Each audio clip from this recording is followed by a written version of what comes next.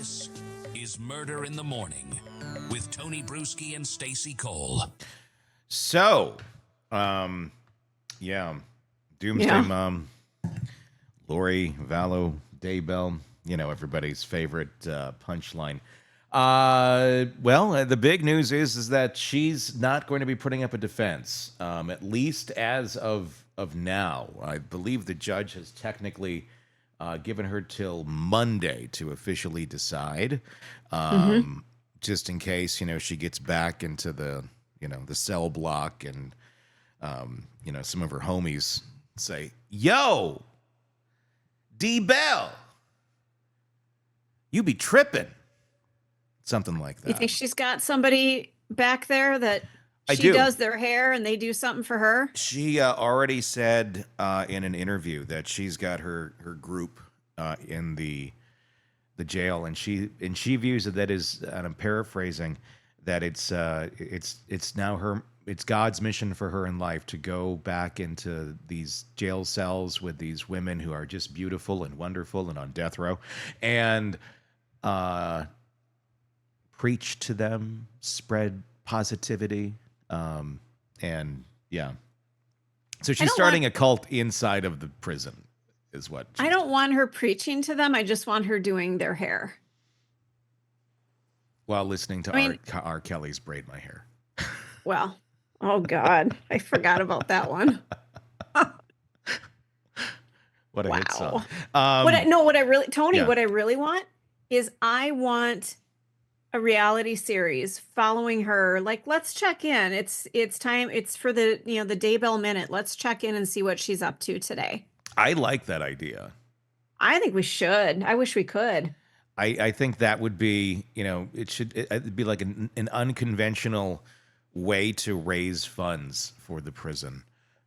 Although most of them make tons of money because they're private, and it's a large industrial complex that makes a lot of money and doesn't have a lot of oversight. No, it doesn't. So, yeah. If there's not much oversight, I don't see why they couldn't have a camera crew go in there once a week. No, they limit the amount of time but you probably don't want to get, I don't know. There's probably rules against that or laws or something. But what does any of that mean these days? I know. But I rolled through a stop sign earlier today. I just went, what are you going to do? Were you just saying F you to the man? Yeah. Like, what are you going to do to me? I rolled through a stop sign today. I did. I did not come to a complete fucking stop. What are you going to do to me? I just admitted it. I rolled through that stop sign. Well, this is a big one. I don't know that we can continue knowing that you're a felon actively committing crimes like that. Let's go to Daybell and watch some of her testimony. This is before she officially says, I'm not going to present a defense. This is towards the end where she gets a little more testy. Yesterday, we watched some of the cross on this guy before lunch. After lunch, everybody's had their McRib and their filet of fish because it's still Lent. So that's, I guess, yeah. I haven't had a filet of fish in a long time. Everybody's full. They had a McDonald's McSwirl thing if their ice cream machine is working, and everybody's McSwirl. What is it called? The McFlurry? I don't know. It's been I think it's McFlurry. I think is the. I don't know if they still have those. Do they? I don't know. I haven't been to McDonald's in probably 2 years.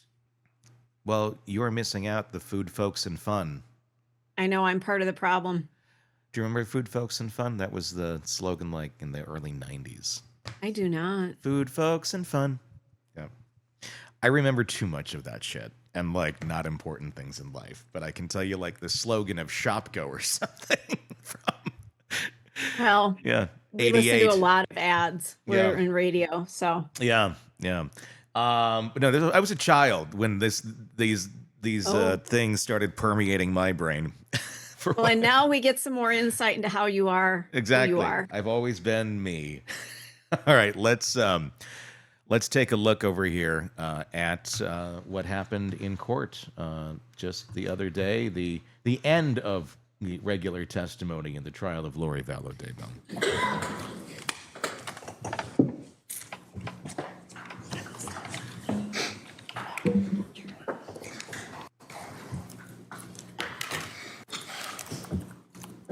Detective Duncan, in all those text messages, we saw a lot of people. Did you interview our mother, Janice Cox? I did not. Did you read or watch her interview? I have not. Did you interview our sister, Summer Shiflett? I did not. Did you read or watch her interview? No. Did you interview our father, Barry Cox? No. Did you read or watch his interview? No. So the only source that you have for this investigation of the shooter in your case is through our brother Adam? Is that correct? And all of the contacts mentioned through your iClouds. Yeah, but you didn't ask anybody who was mentioned in there or who was speaking in there what they meant by any of those text messages? Well, none of the people that you mentioned were present during this incident. So you're asking about the actual day of July 11th, if I asked them about that day, or about the text messages? About the text messages themselves. Like, did you ask my mother what she meant in that text message when she wrote it? No. Did you ask my sister what she meant in those text messages? No. Did you ask Melanie, my niece, what she meant in those text messages? No. Did you ask me what I meant in those text messages? I couldn't. Okay. Okay. She thinks she's got one up on somebody. Right. Fine. Okay. God damn, that's right. And through your investigation, you found out that, as you testified earlier, that Alex wouldn't text or call Adam back. Is that correct? I'm not interpreting as far as he wouldn't do it. What I'm saying is I don't see it. So if there's a message there and there's a text, there's no indication that there was a call back or a text back. So it looked like that he wasn't calling him or texting him back, even though he was getting calls and texts. Is that correct? And then Adam also testified that he did not receive a call or a text back, which would be consistent with the records. So the only person in our family, in our whole family, that you got information from was the estranged brother from our family who didn't know what was going on with everybody else. I object to the form of the question. The only sane member of the Well, family. it's also compound. I'll sustain the objection. Okay, so Adam, our estranged brother, is the only one that you got information from. Is that correct? I object to the form of the question. Sustained. So is this your normal protocol to just talk to one witness and not all the others? No. Why didn't you speak to any other member of my family? A lot of members of the family have been spoken to. But you were not privy to any of that information as the case agent? Well, I was privy to the interviews that were conducted by other detectives. And you just testified to me that you didn't read or watch any of those interviews. Is that correct? I have been present during an interview or a phone call with Summer, and been present during a phone call in this process, but I have never interviewed them. How many interviews has Summer had with the police departments? Objection, speculation. If you know. He can answer if he knows. I don't know. More than one or two? I don't know. Okay, but you doesn't know. knew of at least one, That Summer has had? correct? Yes. But you didn't ask her any of these questions or any of the questions about the text messages that you just talked about that were on the screen with Summer? I said no. Okay. Asked and answered.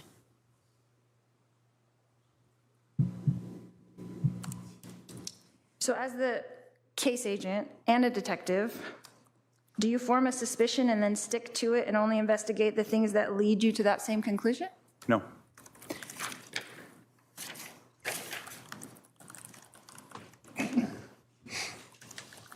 Where are you going with this, love?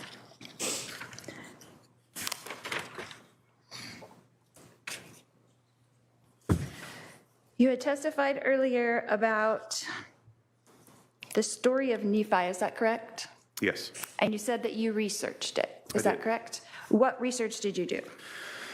Well, the very basic research. I Googled who is Nephi. What does Nephi stand for? I've also, through this process over the last 4 or 5 years, have asked other members of the church just a simple question. Tell me about Nephi. And every single person I talk to tells me that same story that was told by Adam. So are you aware that there's 15 books in the Book of Mormon? I am not. Are you aware that 4 of those books are books of Nephi? I am not. That there's Nephi 1, 1st Nephi, 2nd Nephi, 3rd Nephi, 4th Nephi? No, I'm not. Okay. That there's many stories of Nephi. Is that correct? Or you don't know? I don't know. So the very first story is the story that, I'm going to object to testifying. It sounds like that's the way it was going, so please just ask questions. so you did not read the Book of Mormon? No. You did not read 1st Nephi? No. You just asked people. That was your research? I asked members of that particular church, and I also did an internet search, yes. So you did an internet search, and it gave you all the stories of Nephi?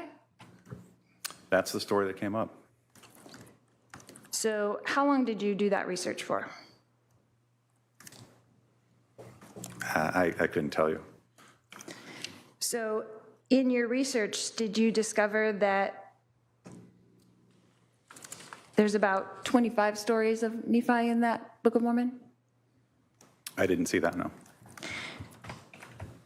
And that there's 4 different prophets that are called Nephi in the Book of Mormon? I'm going to again What are we getting object at? as to testifying, and the detective has already indicated, so asked and answered. I'll overrule the objection. He can ask if he knows that or not. What was the question? Sorry. I'm sorry, I can't remember. Can the court reporter tell There's us? 4 different people referred to as Nephi. Yeah, 4 different prophets in the Book of Mormon that are Nephi. Are you aware of that? No. Okay. So isn't it true that you really have no idea what I was referring to when I referenced Nephi in my text message? I can only go off of what I see. I can't tell you what you're thinking or what you're trying to relay there. But based on my knowledge and based on talking to people about who is Nephi, that is a story that came up consistently. You relayed to the jury that it was in order to kill. You relayed to the jury. I said that the story was the same story and similar to Adam told. Okay, and you said it earlier that that was in order to kill, that I referenced Nephi. I will be like Nephi and you will be like Nephi. To the jury here today. Ask a question. That's a statement, not a question. Do you have knowledge that my text message meant that at all? No.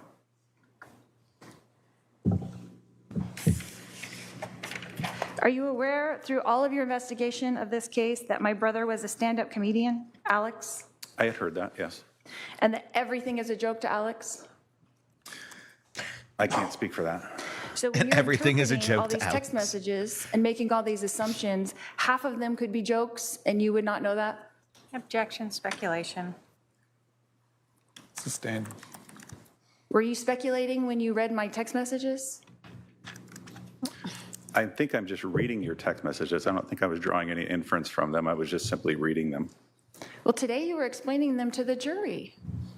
Is that true? Those were read. There was no explanation as to what it meant.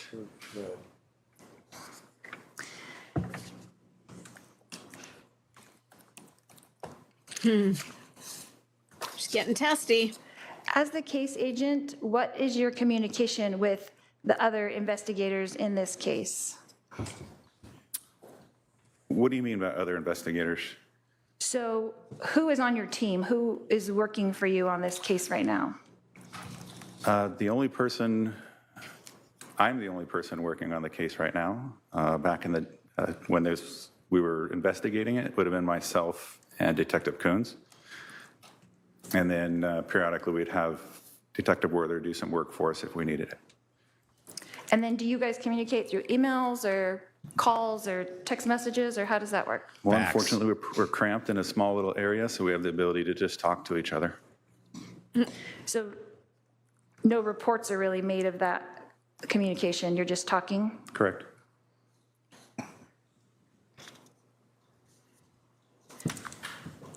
in being a detective, is your job basically to be an investigator and search out facts concerning what happened? Yes, Do you feel like you've done that in this case? I do. So by not testing any of those things, you feel like you've done everything you could possibly do to tell the jury and to tell us what happened that day on July 11th, even though you weren't present? Correct. You're confident in that? I'm competent. Oh, boy. He's not backing down. Did you have to meet with Detective Moffett to review the case when you made this transfer? No, So he didn't give you any heads up on what was happening? well, before he left, he just dropped the case notebook on my desk and then went on his way. We have So- had conversations before then and since, but nothing in detail. So you didn't say what's been tested or what hasn't been tested No, that's for me to go back through and look at. through reports? Correct.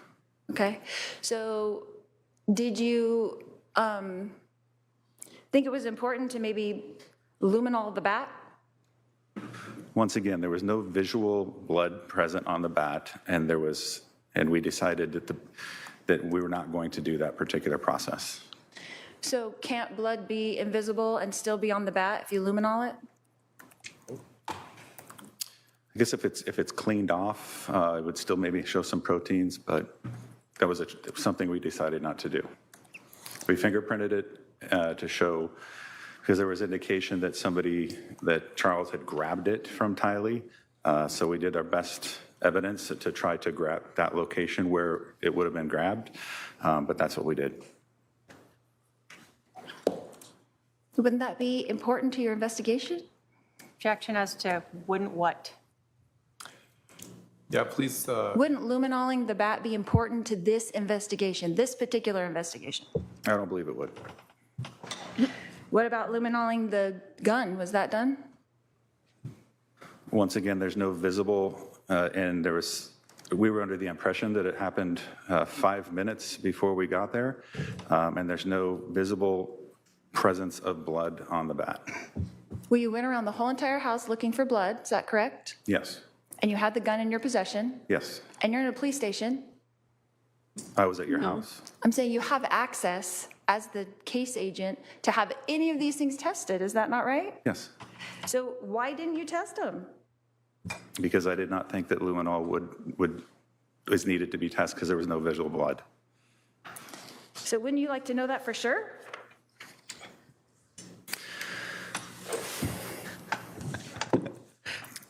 I guess we make choices and we make decisions through this process based on the facts that we have and the facts that are presented to us. And based on the facts presented to us and what we saw and what we had, I did not feel that was necessary. You have charged me with a crime, is that correct? I have not, no. You have helped them charge me with a crime, is that correct? The state of Arizona? I conducted an investigation and I sent it forward, yes. And you did not feel it was necessary to test any of these things? Objection, your As the case question agent. answered like 4 times. sustained. Ouch. She's doing surprisingly better than I ever expected. What logical reason do you have as an investigator to not investigate all of these things that were available to you for the past 5 years? Your Honor, I'm again going to object to asked and answered. If there's a specific thing that hasn't been asked, That's a really very broad question. I'll sustain the objection. Yeah. That's all I have, Your Honor.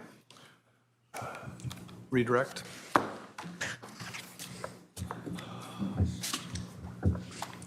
So there you go. That Wow. was, I don't know. I mean, her points really didn't land because they didn't really matter to much of the case. But I mean, she kept going.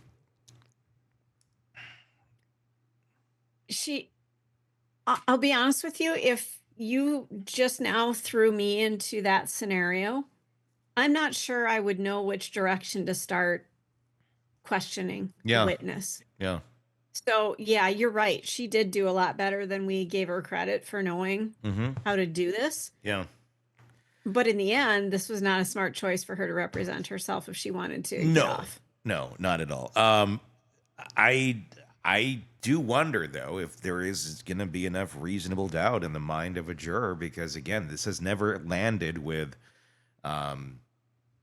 let's kill Charles. It was all code, and I mean, her argument there, I could see it landing with a couple jurors, honestly, of, do you know, so you didn't know who this character was, maybe it's out of con. I mean, I don't know. I mean, it obviously looks pretty messed up, but is it beyond a reasonable doubt? And that's the big question. What's going to happen when they walk in that room? Have they already decided, okay, she's nuts, she's guilty? They didn't call 911. She went to Burger King, dropped the kid off at school, acted like it was no big deal. Or, Yeah, I don't know. I don't know, because again, all of this shows very bad acting and very just shitty behavior. But does it show a murder that she conspired to be part of?